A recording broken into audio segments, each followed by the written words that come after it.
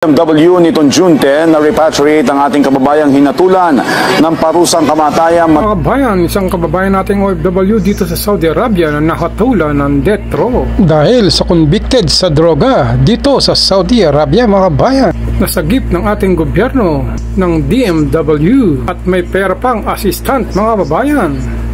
Watch po natin ang mga nagbabagang balita. Tagumpay na napalaya at naparepatriate ng pamahalaan ng Pilipinas ang isang Pilipinong nasa death row sa Saudi Arabia. Ayon sa DMW nitong June 10 na repatriate ang ating kababayang hinatulan ng parusang kamatayan matapos ma-convict noong September 24, 2024 dahil sa illegal na droga. Sa pamamagitan din niya ng pagtutulungan ng DMW, DFA at POA, nabigyan ng legal representation at financial assistance ang naturang Pilipino para matiyak na magkakaroon ito ng due process at mapapauwi ng Pilipinas.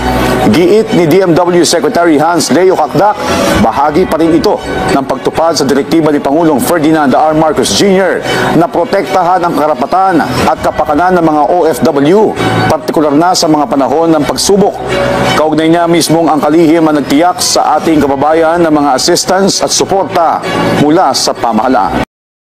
At samantala, mga kababayan, meron pa rin tayong tatlong kababayan na OFW na nakakulong din sa ibang bansa dahil sa kasong droga. At ito'y sinusubukan sagipin ng ating gobyerno sa pangunguna ng DMW bago pa may labas ang final na hatol sa kanila, mga kababayan. At pag nailabas ang final na desisyon, 15 taon ang bubunuin nila sa bilangguan sa abroad, mga kabayan. Pero hiling naman ng asawa ng tatlong Pinoy kay PBBM Pangulong Bongbong Marcos na mapalaya po ang kanilang mga asawa o mister nila, mga kababayan.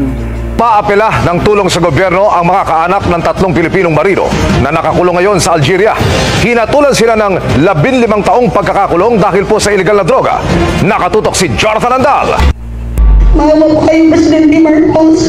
Sana po tulungan niyo po, please po, Presidente Bongbong Marcos. Ayoko pong lumaki yung mga anak ko na wala sa tabi yung tatay nila.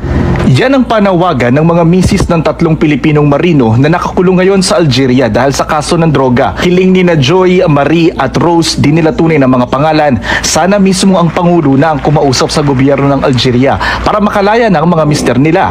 4 na buwan na lang daw kasi sa darating na Oktubre, magdidesisyon na ng pinalang Korte Suprema ng Algeria.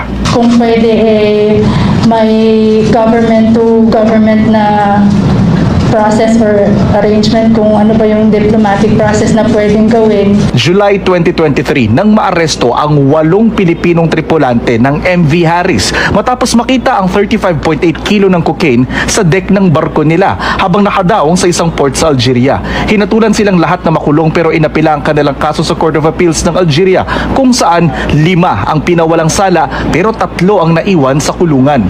Isang chief officer, isang bosun at isang ordinary seaman. Ang kanilang sentensya, 15 taon sa kulungan. 53 years old na po siya at nung nalaman niya po na tulan po sila ng 50 years, lalo po siyang nalungkot. Pag-uwi niya, na siya, talaga na, at mayroon siya iniindang sakit. Sa asawa ko naman po, he is just nag-umpisa na lang po siya sa kanyang career. Napakabata pa po. Sabi ni Migrants Worker Secretary Hans Kakdak, pinag-iisipan na niyang siya na mismo ang personal na umapela sa gobyerno ng Algeria pero hindi raw ito basta-basta. Ang utos ni Presidente tulungan yung mga pamilya. Kini-consider ko na rin na baka pwede rin ako ang magsagawa nung pag-apela. Pero ito'y ini-estima pa natin, tayo nakikipag-ugnayan pa sa Department of Foreign Affairs. Pero sabi ng DFA, bagamat tinitingnan nila ang lahat ng pwede nilang magawa, kailangan pa rin igalang ang judicial process ng Algeria.